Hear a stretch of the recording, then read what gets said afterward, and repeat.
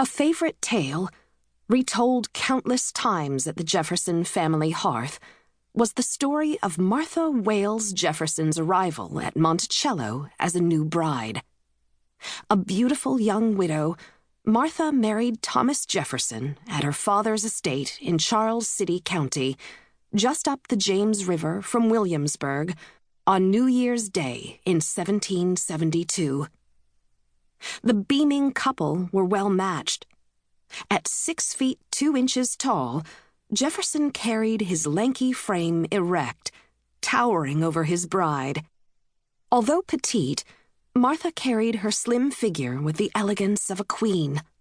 She had auburn hair and hazel eyes that sparkled with wit and vivacity.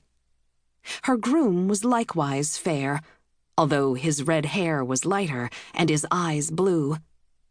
Although no one ever described Jefferson as handsome, one of his earliest biographers said his face shone with intelligence, with benevolence, and with the cheerful vivacity of a happy, hopeful spirit.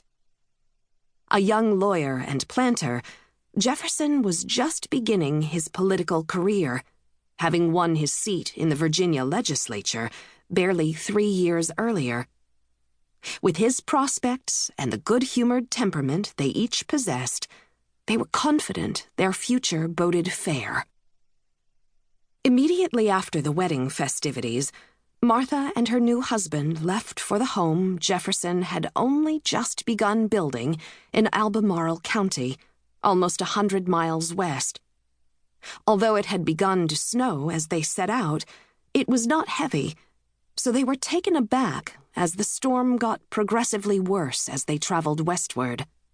Forced to abandon both their carriage and the main road, they unhitched the horses and rode them for the last 8 miles of their journey, trudging along the mountain track Jefferson knew so well, despite the 2 feet of snow that covered it.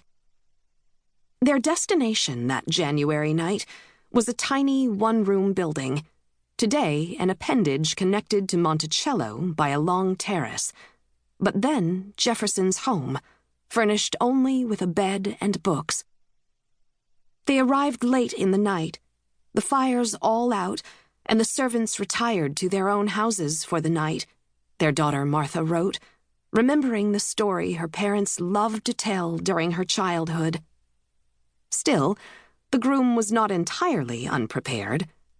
They broke out a bottle of wine he had stowed away behind his books and lit up the night with their songs and laughter. It was the beginning of 10 years of uncheckered happiness, as Jefferson would lovingly recall. On that night, with a beloved wife in his arms, he could lay out his hopes for the future, for his family, plantation home, and successful political career. Thomas Jefferson had chosen the location of his home carefully.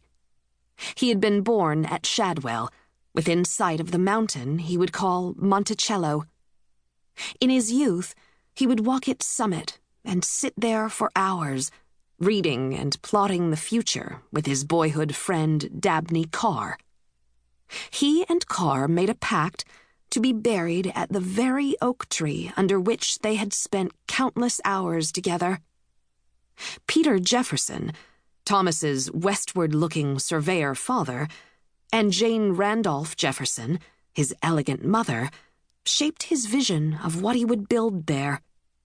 Their influence was unmistakable in the finished house, in which specimens of the New World from the Lewis and Clark westering expedition mixed with the art, plate, and silver of the old.